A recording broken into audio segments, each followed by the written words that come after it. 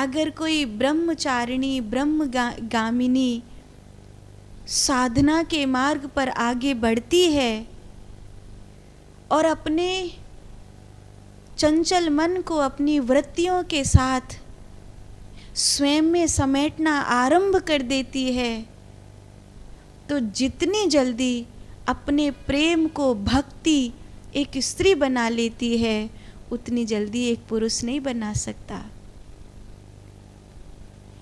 अपाला, गार्गी, ये तो ऐसी माताएं हुई जिन्होंने वेदों के विस्तार में सहायता करी है, जिन्होंने ऋचाओं को गाया है।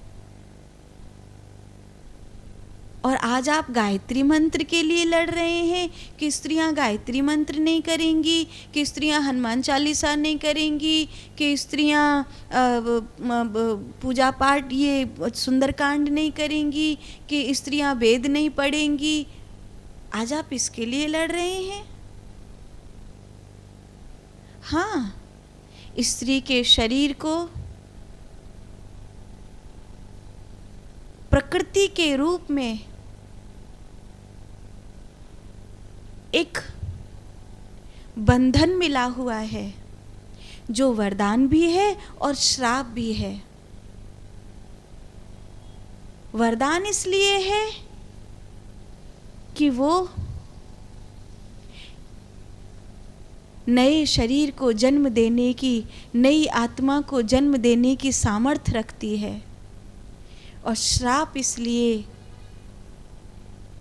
कि वो ही है जो उसके हर महीने अपवित्रता का सूचक बनती है, और वो कुछ 2, 4, 5 दिनों की अपवित्रता उसके जीवन पर इतनी भारी पड़ गई है कि तू मंदिर नहीं जाना, कि तू गायत्री मंत्र नहीं बोलना, कि तू वेद नहीं पढ़ना, कि तू ये नहीं करना, कि तू शंख नहीं बजाना, तू ओमकार नहीं करना, कि तू ध्यान नहीं करना, कि तू सन्यासी नहीं होना, कि तू ये नहीं करना, कि तू वो नहीं करना, क्योंकि तू स्त्री है, क्योंकि तू स्त्री है। आप एक साध्वी बनो, और अगर आप एक साध्वी हो तो साध्वी के रूप में आप व्यासपीठ पर भी बैठेंगी, साध्वी के रूप में आप गायत्री मंत्र भी बोलेंगी, साध्वी के रूप में आप ऋचाओं को भी बोलेंगी, साध्वी के रूप में आप गोपी हो।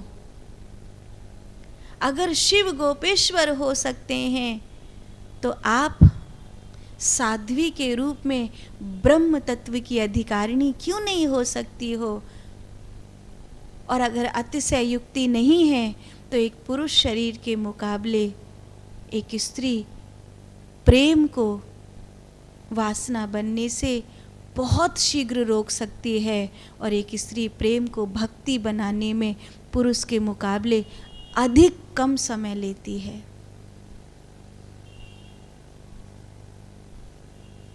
समस्या ये है कि पुरुष प्रधान समाज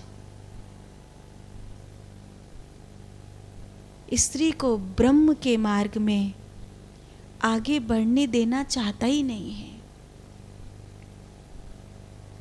वो कभी नहीं चाहता कि ये ब्रह्मगामिनी हो, ये साध्वी हो, ये सन्यासिन हो। उसका भी शोषण कर लेना चाहते हैं। आज कितनी साध्वियां हैं जिनको अपने सन्यास को निभाने के लिए ठौर नहीं मिलता। एक थोड़ी है, जाने कितने झांगुर घूम रहे हैं। एक झांगुर पकड़ा गया है, एक झांगुर थोड़ी, ढेर झांगुर भरे पड़े हैं। उन झांगुरों से बचना मजाक नहीं है।